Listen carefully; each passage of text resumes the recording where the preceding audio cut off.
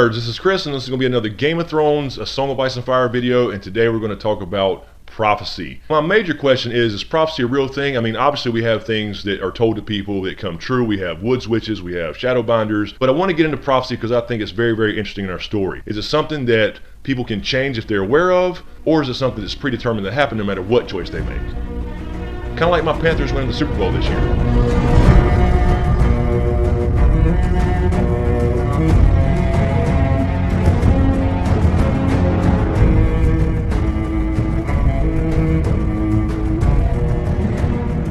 So obviously prophecy and prophetic dreams are kind of a real thing in our story because we see so many people that are prophetic in a way, tell people these things is going to happen and they do come to pass. But the question is, does the person have free will to change that if they know about the prophecy? So the people in our story that receive these prophecies really control this information, and they go about it in different ways in our story. So like Melisandre, for example, she has these visions she sees in her flames, but she tells people what she thinks they mean, how she personally interprets those things. So she takes that information and puts her own spin on it and tells you what it means, as opposed to a character like Moqorro, where he just sees these things in his flames and tells you what they are and lets kind of you decide what the hell that means. He doesn't put his own spin on it, or at least he doesn't seem to. So with the Melisandre example, obviously the big one is the Azor Ahai prophecy. She tells Stannis that he is Azor Ahai reborn, and as far as she's concerned, there's no other options about it. She don't say that this is what I think I saw, she says this is what I saw based on her own religion and beliefs, but this is the way she does shit. She sees these things in her flames, and instead of kind of laying it out on the table, letting Stannis kind of decide what that means to him, as opposed to the Moqorro character who lays these things out again and says, all right, here's what it is, believe what you will. The example I would give with Moqorro is that when he's on the boat with Tyrion, he's also on his way to go see Dany in Meereen.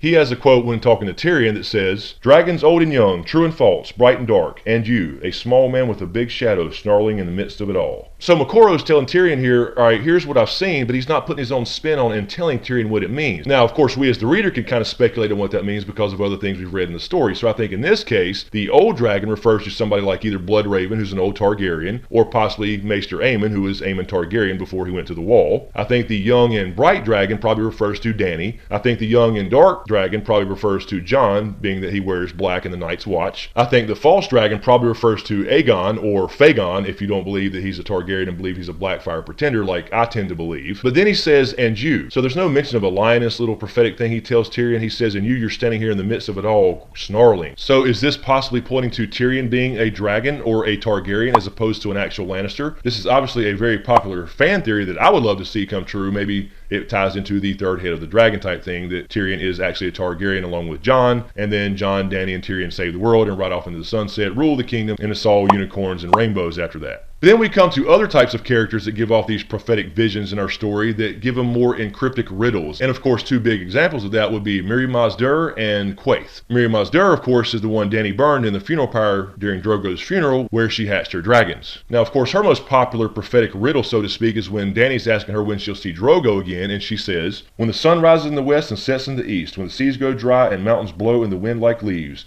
when your womb quickens again and you bear a living child, then he will return and not before." Now, of course, when I first read this, I thought the same thing that probably most other people thought was just a nice way of saying when hell freezes over, because that shit will never happen. But as you start thinking about it and get deeper into the book, specifically A Dance with Dragons, and then of course you do a little research on it to kind of confirm your suspicions, I think this could very well be something that's already started to happen. So for example, when she says the sun rises in the west and sets in the east, I think this could refer to Quentyn Martell, who came from Dorne in the west and came to the east to find Dany and marry her, because there was a previous pact where her brother Viserys was supposed to marry a Dornish princess to get Targaryens back on the throne, since they've been Targaryen supporters this entire time. But of course, Dorne Martell's plan after Viserys is killed is the next best thing, and that's to marry one of his sons to Dany. So he sends Quentyn over to find Dany and marry her, but it's too late. She's already married fucking his daughter, and Quentyn ends up dying. So he kind of set in the east. And she says when the seas go dry. Now I think this is pretty simple. I think this means the Dothraki Sea, because it actually experiences some type of drought when Dany's out there roaming around with Drogon.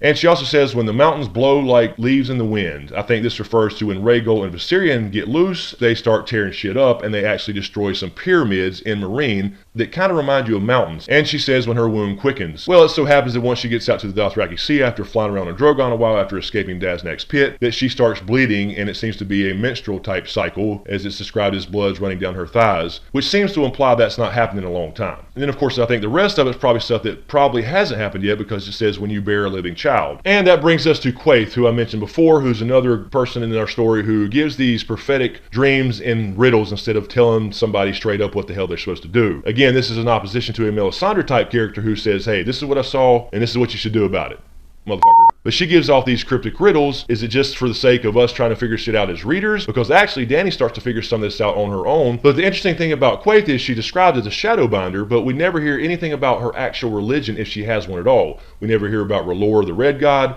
We never hear about any other religious figure or deity that she may worship herself. Is she just a shadowbinder or sorceress that has no deity at all? And where does she get the information from in the first place if we don't believe that power comes from gods in our story? Now, of course, the identity of Quaithe is a big thing in our story. Everybody wants to know who the hell she is, and I think the Shiera Seastar theory is very interesting. I'm not completely sold on it yet, but I believe it would be very interesting, and it kind of fits the duality of our story when you have Bloodraven over there kind of watching over the ice side as far as Jon and Bran and things like that, because he's over 100 years old and obviously part of the Old God Network. And Shiera Seastar was Bloodraven's half-sister slash lover back in the day, who was described as practicing the dark arts. So that would kind of fit for her to be Quaithe, who went over to take care of Dany and the fire side of the world. But I've never figured out why she'd just stick around in Karth doing tattoos instead of following Dany around and looking after her in the first place.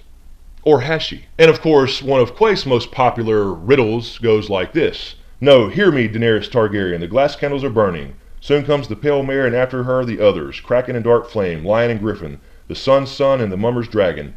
Trust none of them. Remember the Undying. Beware the perfume sensual. These seem pretty straightforward. At least we're led to believe they're pretty straightforward, because Dany actually starts figuring these out on her own. So why is good old George giving us riddles for us to figure out when the actual character herself figures most of these out? She says the glass candles are burning. Well, that's pretty much just telling us that she's using glass candles to communicate with Dany. They're basically candles made out of dragon glass that have no wick or no wax, as I said in the magic video, but they can be lit by magical means, and they give you the ability to communicate with people over a long distance, and they give you the ability to enter people with dreams and send them visions. So it seems to be saying that basically that's what she's using. She could be pointing to the fact that back at the Citadel, the glass candles are actually burning again, referring to Marwyn the Mage, who's actually on his way himself to see Dany and Meereen. Then she says, soon comes the pale mare and then the others. I think the pale mare is pretty straightforward. Most everybody believes that it's the bloody flux. It's a horrible condition that spreads around the city of Meereen as the Yunkai try to take over and kill Dany and kind of gets into the city as well. I don't want to describe it here, but imagine eating 2-week-old Taco Bell and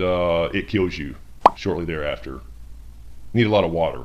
Then she refers to the Kraken. This seems pretty straightforward. Most people believe this is Victarion Greyjoy, who was sent over by his brother Euron the Crow's Eye to find Dany and bring her dragons back. But Victarion, of course, has plans to keep the dragons for himself and wed Dany himself to overthrow Euron, who has been chosen to be the new king of the Ironborn during the King's Moot. She then says Dark Flame. Now this could possibly refer to Aegon the supposed Targaryen, who most people believe is a Blackfire pretender, hence Dark Flame, Black Fire.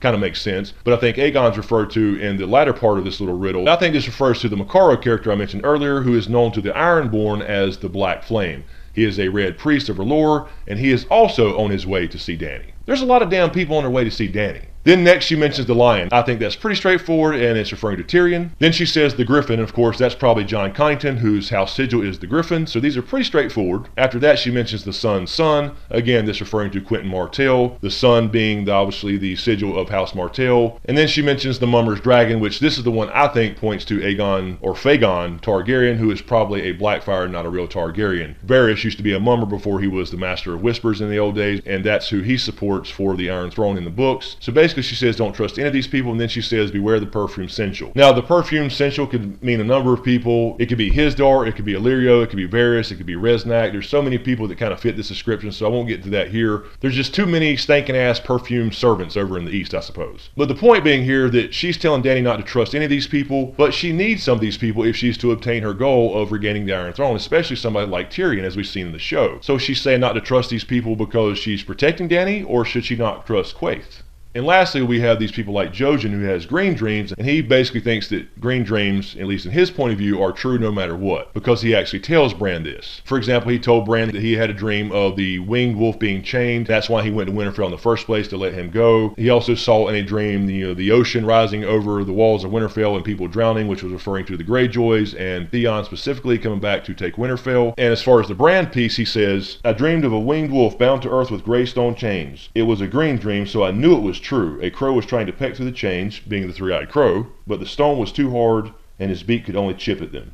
So again, he tells Bran this straight up. Obviously, Bran was the winged wolf. At the time, he was kind of scared to open his third eye, being the three-eyed crow, being recruited by Bloodraven. So he went to rescue him and Mira, and his goal was to get Bran to Bloodraven. The point being here that he thinks is absolutely true. My question would be, is it absolutely true? If Bran chose not to go with Jojen, would he have still ended up with Bloodraven somehow, whether he wanted to go or not? Was it his destiny, or did he have a choice in the matter? So, do any of our characters have choices in the matter of prophecy? Is it something they can change if they're aware of it? And what about people who are involved in prophecies that don't know anything about it? So could Bran have chosen not to leave Winterfell? Maybe he just dies there and that's the end of that storyline. Could Dany have ignored Quaithe and said, fuck off, I don't know what the hell you mean with all your riddles, and trust everybody that came up to her? Maybe she kills his daughter and marries Quentin Martell. So what if she does? What does that mean to us? I mean, does she end up in the same place? That she's going to end up in a Dream of Spring, and once that ends anyway? But of course, that's the cool thing about prophecy in our story in the first place. George R. R. Martin has made us the magi, or the sorcerers of the story, because we get to determine what these things mean to us by putting things together and having the benefit of knowing what's going on in other chapters from other people's point of view. And we get to theory craft and determine what we think they are until we are told otherwise, or something is revealed to be the truth of the matter as far as the prophecy goes. And as I said in my last magic video, I don't believe there are actually any gods in this story, and George R. R. Martin himself has said that we won't see any gods show up and start walking on water. So what's cool about our story in A Song of Ice and Fire and Game of Thrones is no matter what we think about prophecy, whether it's predetermined or things can be changed from the characters' point of views, is that George R. R. Martin himself is the god of our story, because the end game is already written. So anyway, that's all I had this week, you guys, for prophecy in our story. I just want to throw that out there and get your opinions on it, because I think it's very, very cool to think about and discuss. Is it something that you find out about and then you fulfill, or you fulfill it, then you find out about it? So it's very, very interesting to me. But anyway, let me know what you think in the comments below. Is prophecy a predetermined thing going to happen anyway, or these characters have a choice in it? So from this point on until season 6 comes out, I have pretty much all Game of Thrones stuff coming up, since Star Wars has kind of died down now. I may have one here or there, but I've got a lot more Game of Thrones stuff planned, including some stuff with Val from Because Geek. Also, speaking of Val, be sure to check out our new channel, Because Views, which is our kind of behind-the-scenes YouTube journey channel that we started together. I'll put the link in the description below. In the meantime, you can click here to check out my last video I did on magic in the world of Westeros, and why I think magic is probably just a natural cyclical thing in our story, and why is it coming back in our story right now, why did it disappear in the first place. And you can also click here for the last video I did, which was the Game of Thrones Q&A, where I answer some of your questions. I also talk about George R. R. Martin's post about the Winds of Winter not being released on time. So check those out, let me know what you think. Thanks for all the support, you guys, I really appreciate it. Be sure to subscribe to get everything. Thanks for watching, and we'll see you next time.